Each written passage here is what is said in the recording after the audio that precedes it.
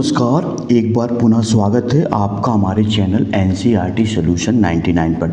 दोस्तों, जैसा कि आपका 8 नवंबर को कक्षा 12वीं का भूगोल विषय का दोस्तों पेपर है, तो दोस्तों इसी आपके पेपर को दृष्टिगत रखते हुए एक प्रश्न पत्र सॉल्व करेंगे।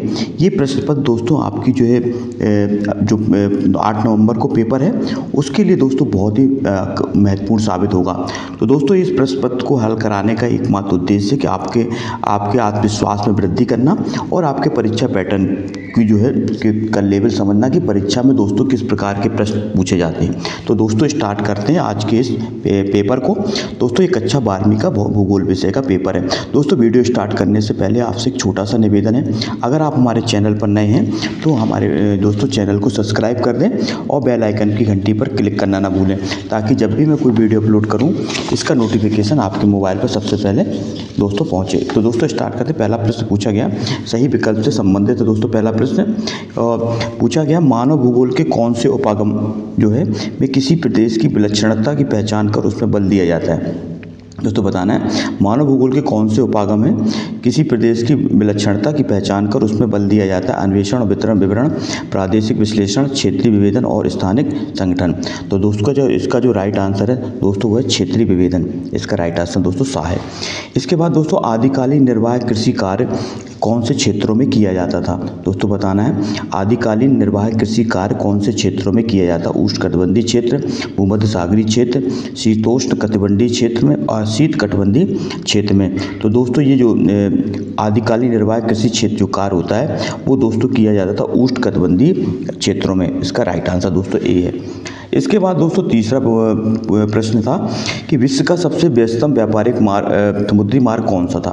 दोस्तों बताना विश्व का व्यस्तम व्यापारिक समुद्री मार्ग उत्तरी प्रशांत समुद्री मार्ग, उत्तरी अटलांटिक समुद्री मार्ग, दक्षिणी प्रशांत समुद्री मार्ग, दक्षिणी अटलांटिक समुद्री मार्ग। तो दोस्तों जो सबसे व्यस्तम जो समुद्री मार्ग था वो है दोस्तों उत्तरी अटलांटिक समुद्री मार्ग। इसको आप याद रखेंगे। इसके बाद दोस्तों जनगणना से संबंधित महत्वपूर्ण प्रश्न दोस्तों 2011 की जो जनगणना हुई थी सेंसस, उसके आधार पर ये महत्वपूर्ण प्रश्न पूछा गया। 2011 की जनगणना के अनुसार भारत की जनसंख्या की वृद्धि दर कितने प्रतिशत थी।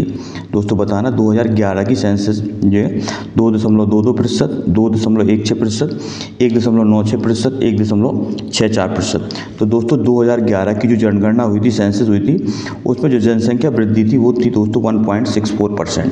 इसको आप याद रखेंगे।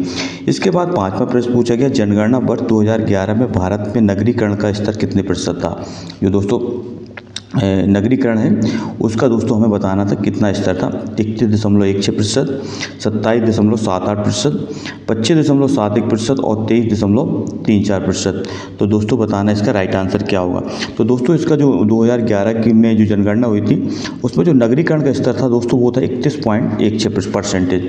इसके बाद दोस्तों छठवां प्रश्न था, उत्तर भारत के राज्यों में रबी फसल के रूप में कौन सी फसल बोई जाती है। काफ़ी, बाजरा, मक्का, सरसों। तो दोस्तों उत्तर भारत में जो रबी की फसल होती है उसमें सरसों, मटर, गेहूं, चना ये दोस्तों फसलें बोई जाती हैं रबी की फसल में। दोस्तों जो रबी की फसल होती है वो अक्टूबर नवंबर में बोई जाती है और दोस्तों ये मार्च अप्रैल में काटी जाती है। इसको भी आप याद रखेंगे। इसके बाद दोस्तों दूसरा प्रश्न दोस्तों रिक्त स्थान की पूर्ति से संबंधित है। इसमें दोस्तों रिक्त स्थान पूछा गया है। तो पहला क्वेश्चन दोस्तों पूछा गया, आमूलवादी विचारधारा ने निर्धनता के कारण बंधन और सामाजिक असमानता की व्याख्या के लिए कौन से सिद्धांत का दोस्तों इस्तेमाल किया। दोस्तों बताना वो कौन सा थ्योरी थी। तो दोस्तों जो इसका जो सिद्धांत था वो था दोस्तों मार्क्सवाद का सिद्धांत। इसको आप अच्छी तरह से याद रखेंगे, मार्क्सवाद का सिद्धांत, मार्क्सवाद थ्योरी।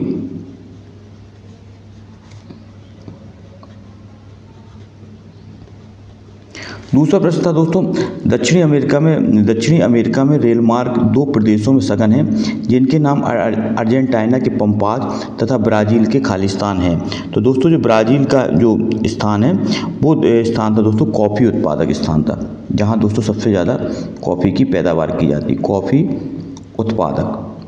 इसको आप याद रखेंगे। 2011 की जनगणना के अनुसार केंद्र शासित प्रदेश का जनसंख्या घनत्व भारत में सबसे अधिक था। तो दोस्तों जो सबसे ज़्यादा जनसंख्या घनत्व था वो था दोस्तों दिल्ली का प्रति 1000 वर्ग प्रति जो है दोस्तों 1 किलोमीटर में निवास करने वाली जनसंख्या होती है दोस्तों, वो दोस्तों जनसंख्या घनत्व कहलाती है। तो सबसे ज़्यादा जो केंद्र शासित प्रदेश का जनसंख्या घनत्व था भारत में, वो था दोस्तों दिल्ली का।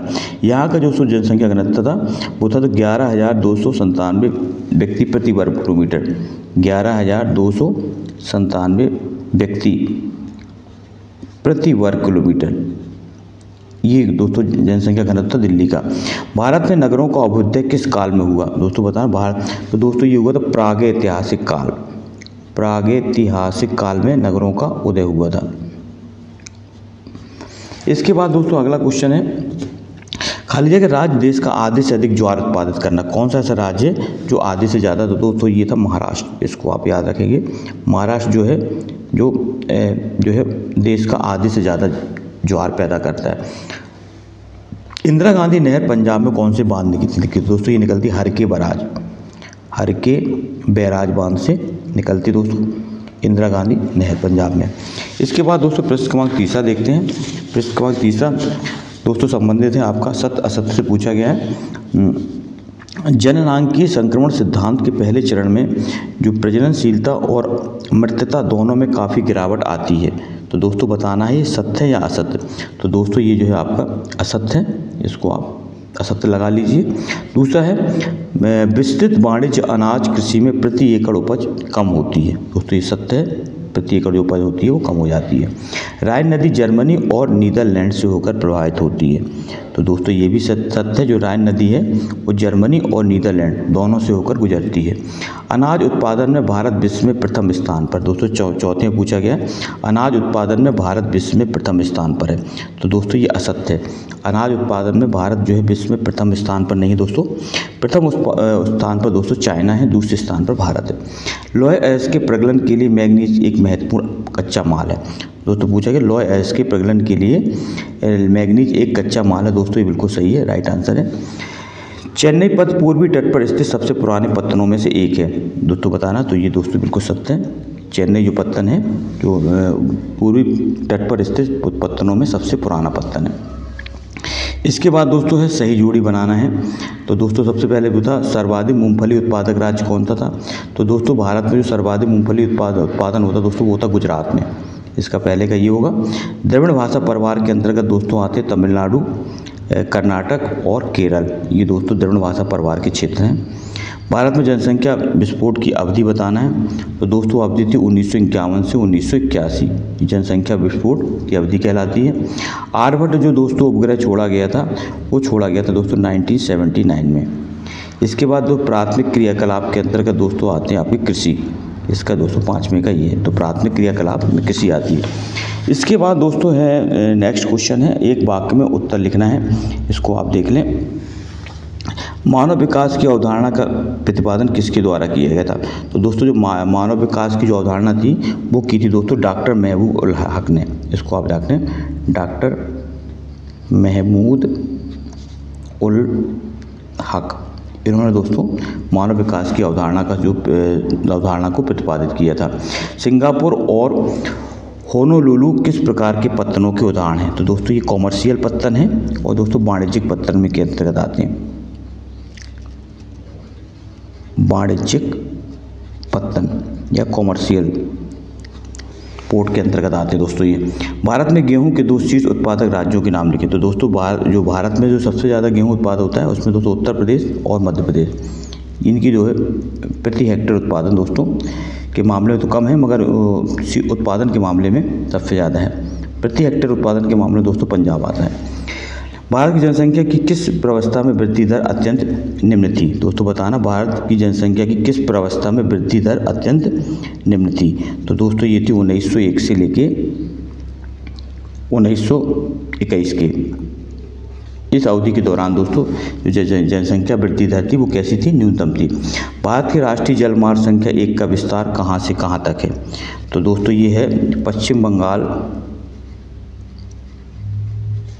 पश्चिम बंगाल